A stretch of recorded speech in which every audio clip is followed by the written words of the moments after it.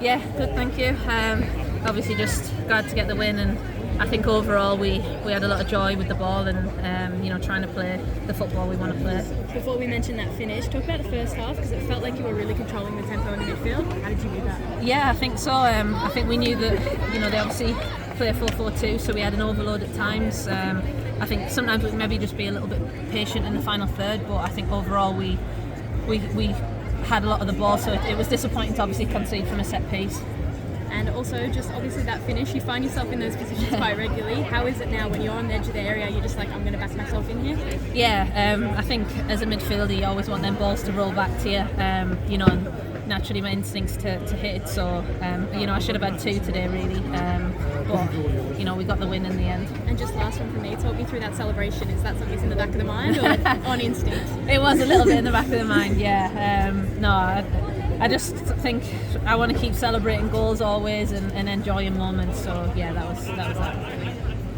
And Jordan, it's been a season of a bit of inconsistency for your team. A win today when you don't have Rachel Daly, Darley only came off the bench. How important is it to win when you're missing some of your key players? Yeah, it's huge. I think our last few games we've obviously had people missing, but we've managed to come through. So we know as a team and as a squad, the start was really tough. You're playing some of the best teams in the league, and naturally I think that always looks a bit worse than what it is, but we're building as a squad. It's not always going to be as perfect as last season, but I think we still know what we have in this squad and strength and depth as well. We chatted at the start of the season on media day about kind of wanting to work on those little fine margins and go better. Do you feel after the past kind of 6 months you've been able to do that in your own performances?